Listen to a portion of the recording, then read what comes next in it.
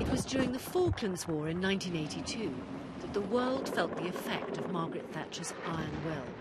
The Argentinian invasion of British-owned islands at the other end of the world presented her with huge difficulties. The naval task force would take several weeks to reach the South Atlantic. But Mrs. Thatcher was determined to fight. I think that for her it was the finest hour. She felt she was really living to the top of her bent and the top of her strength. And she felt, I'm sure she felt that she was personifying something in the British spirit. I'm not allowed to say how many planes joined the raid, but I counted them all out, and I counted them all back.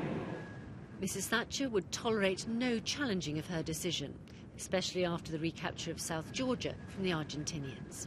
Just rejoice at that news and congratulate our forces and the Marines. Are we going to declare war on Argentina? The most controversial episode of the war came when a British submarine sunk an Argentine cruiser, the Belgrano, with the loss of 368 lives. The ship was outside the exclusion zone and steaming away from the Falklands, which led to difficult questions later for Mrs. Thatcher from one television viewer. It was already west of the Falklands, and therefore nobody with any imagination can put it sailing other than away from the Falklands. I'm sorry, I forgot your name. Mrs. Gould. Mrs. Gould. One day, all of the facts in about 30 years' time will be published. That is not good enough, Mrs. Thatcher. I am just... Mrs. Gould, would you please Mrs. Thatcher answer? let me answer? You've put a fair point. Would you please let me answer? I lived with the responsibility for a very long time. I answered the question giving the facts, not anyone's opinions, but the facts. In retaliation for the Belgrano, the very next day, the Argentinians sunk HMS Sheffield with a loss of 21 British lives. Ashes to ashes, dust to dust. The casualties brought home the reality of war to the nation and to Mrs. Thatcher herself.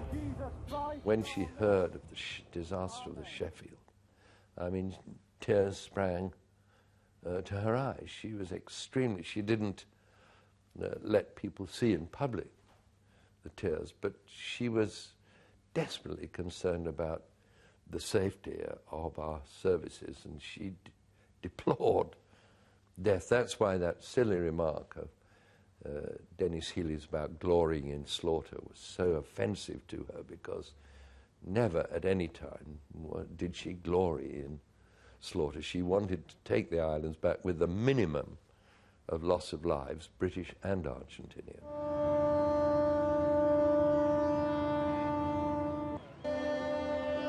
Victory came on the 14th of June, and with it, vindication of Margaret Thatcher's decision to go to war. Only 6 months earlier, she'd been the most unpopular Prime Minister in polling history. The Falklands factor transformed her political fortunes. Her biggest non-military battles came in the European community. Margaret Thatcher's attitude towards Europe evolved over several years. In 1975, she was actually a leading figure in the Yes campaign to stay in the common market. As Prime Minister, she opened a new geographical link to the continent, the Channel Tunnel. That certainly didn't symbolise a political one. I'm so sorry. I didn't see you. She took a hard-headed approach to the EC budget and insisted on a rebate. But it's not asking the community for money. It is asking the community to have our own money back. She was determined to get our money back, and she was quite right. And in the succeeding years, we've got back over £30 billion. But it was not an easy hand to play. The others didn't want to give our money back, and so she had to adopt rather confrontational tactics to make herself pretty unpleasant, to insist at every meeting of the European Union that this was a subject which had to be discussed. It was the only way, and she did it without embarrassment. No man could have done that. It wasn't all disagreement. This was the Prime Minister who signed the act which created the single market. But she had no qualms about voicing her frustrations over EC delaying tactics. You were ready to go, weren't you? Really, absolutely, absolutely. I can't tell you. Only a Frenchman could have done that. It's absolutely unbelievable. Oh, the European community, what a cross to bear. 31 consecutive European summits I went with her, and all too frequently she was in a minority of one, including the ministers there, the British ministers there. There was one wonderful cartoon which showed Giscard d'Estaing returning from a summit with her, and his hair, such as he had, was all awry, a black eye, broken nose, broken arm, suit torn to shreds, and Madame Giscard is saying, "I thought I told you to stay away from that woman." Now, she loved, I think she loved some of these cartoons. Wonderful. How are you? Fine. How are you? Her instincts were much more Atlanticist than European, strengthened by a very special relationship with Ronald Reagan. So, well, I kiss you goodnight.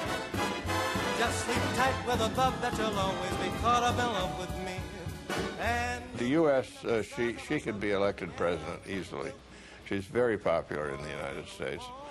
And people respected her, and Ronald Reagan respected her.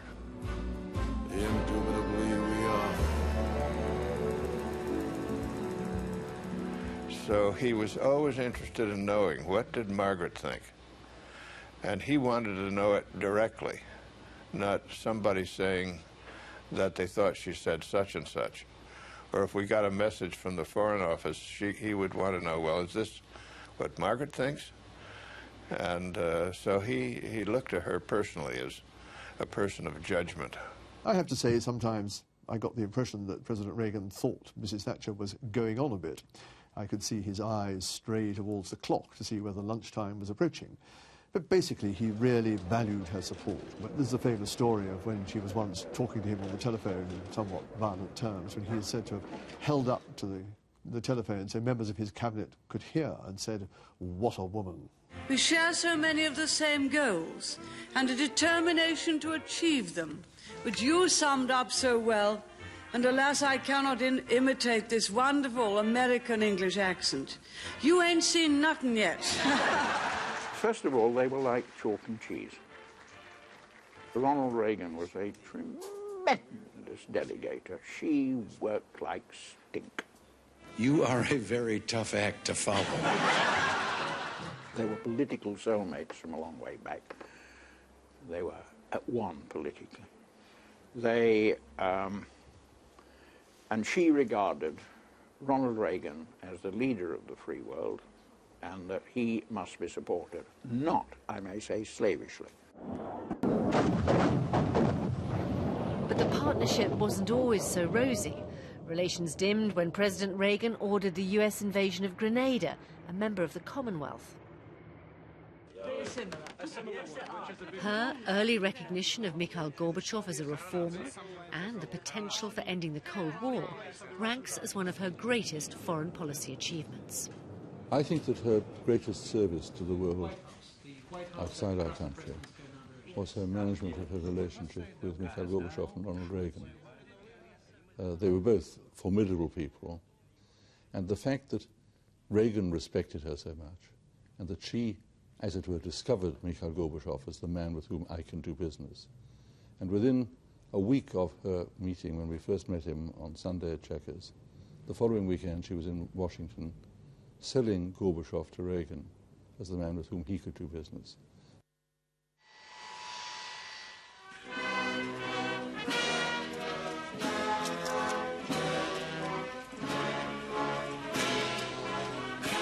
I think Mrs. Thatcher rumbled the new style, the new nature of the Soviet Union, perhaps more rapidly than President Reagan did. You see, she was the first to meet Mr. Gorbachev.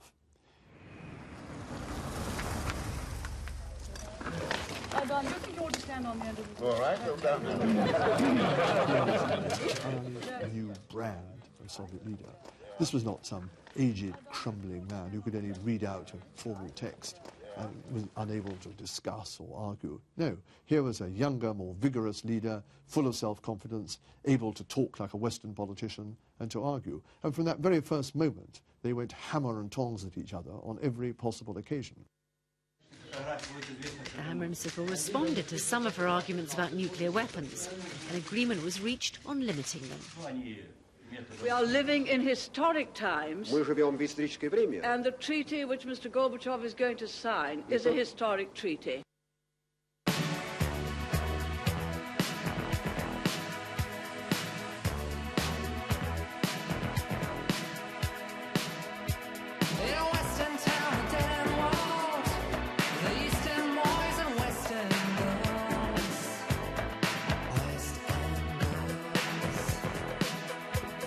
Мы много с ней говорили о ядерном оружии. Я однажды ей сказал, что я поражаюсь, почему вы так себя удобно чувствуете на этой ядерной бочке, как на пороховой бочке другие себя чувствовали. Все-таки ядерное оружие – это то, от чего надо избавляться. И, по крайней мере, я не ставлю, что завтра все должно быть, но надо идти к этому. И это должен быть процесс, и вы должны участвовать.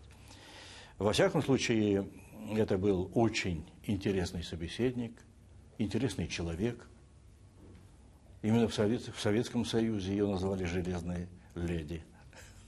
Присвоили ей высокий бренд, так сказать. But one consequence of the end of the Cold War was unpopular with Margaret Thatcher: the reunification of Germany. Her views on the Germans are quite easy to explain. She was a girl who grew up in the 1930s at the height of Nazi power, Hitler's attempts at domination of Europe. And she never quite could shake off the image of Germany as a power which wanted to dominate Europe.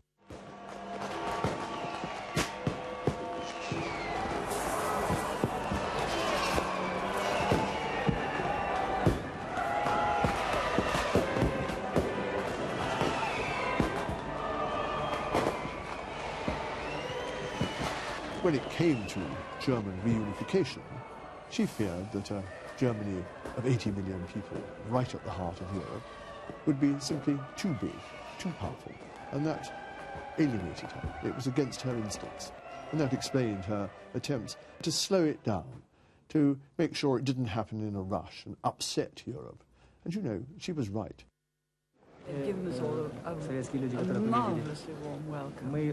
Although it's quite a cold, raw day, I'm amazed at the number of people who've been out to say welcome. It was almost like electioneering in Britain, possibly. I think electioneering here might be a little bit different.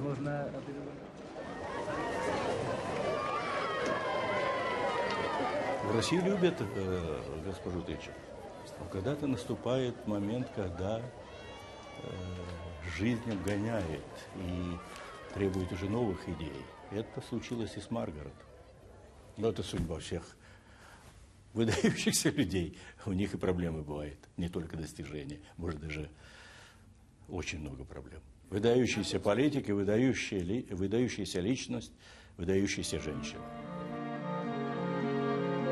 In her memoirs, Margaret Thatcher wrote that she was able to exploit the huge and cumulative advantage in simply being known both by politicians and ordinary people throughout the world. The Iron Lady certainly left her mark.